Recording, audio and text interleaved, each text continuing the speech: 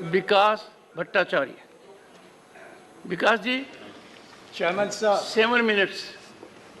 I will finish before that. Yes. The 7 minutes starts from here. Sir, They end here. we are all rational animal. Human is rational animal. The difference is rationality and animality. This rationality has driven us to move forward. The human civilization has advanced step by step.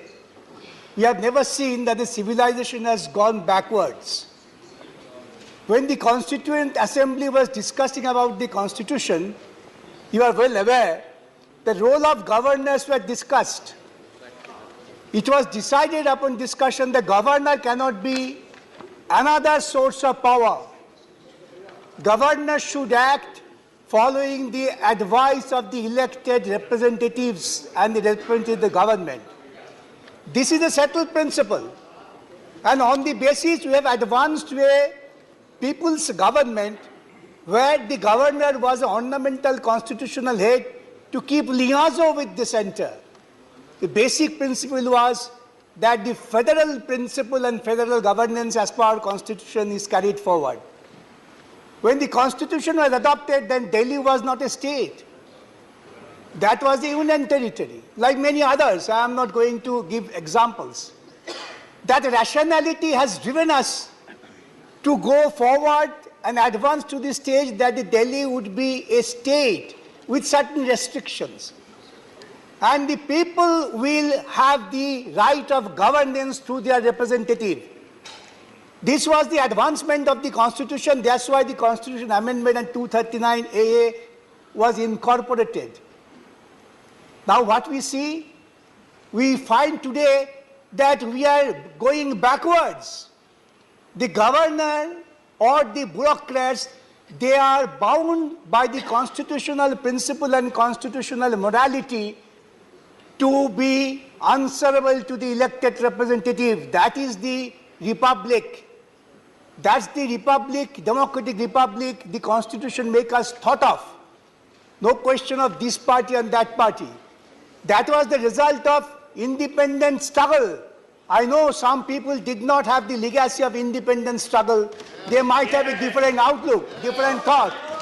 But this representative government is the outcome of independent struggle which the people fought, giving their lives, sacrificing lives, not surrendering their own right at the behest of the British mercy. Now, this, and what this rule is, what this bill for? Bill is sought to replace the ordinance. Why the ordinance came for? Let us analyze stage by stage.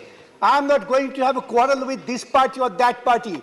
The House is for discussion of the constitutionality of this bill. Nobody questions the power of Parliament. Having power is one thing, but exercise of power is wisdom.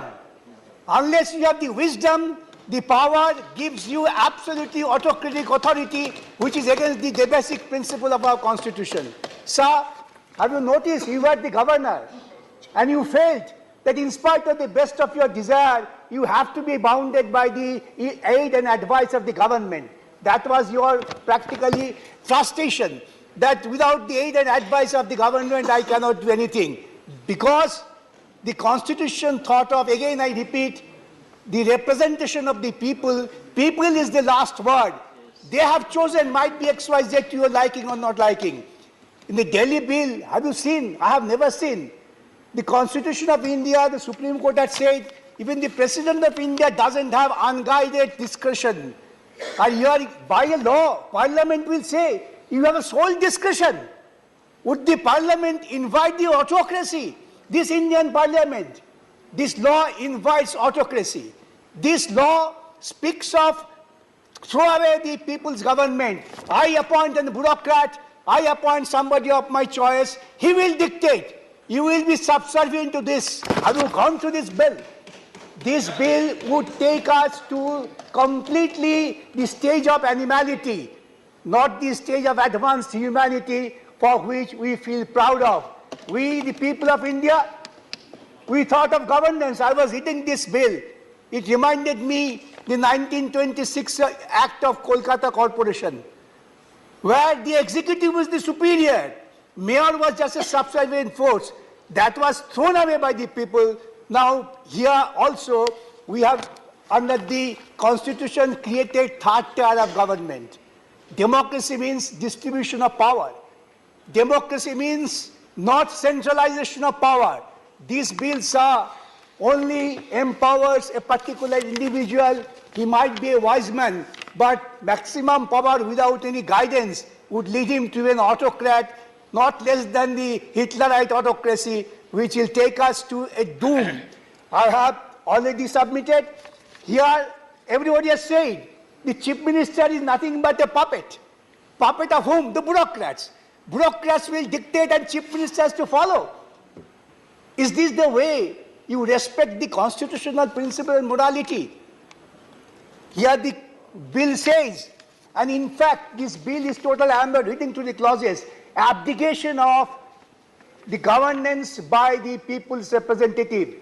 I would request all, don't be guided by your petty political feeling. This will lead to a situation, tomorrow I will say the Orissa government, Orissa chief minister has to be subservient to the governor, I pass rule. What would you do? The home minister's praise in the meeting would not give you result. They will say there is a precedent. Parliament has passed such a law. Lord, you have already given me a caution. I said I will finish within the time. I finish with the appeal to everybody, even to the Treasury bench. Don't be trapped with such a bill which ultimately will kill you. Don't make the democracy absolutely a farce.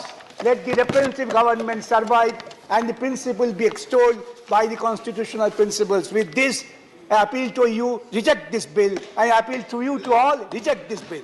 Thank you. Very good.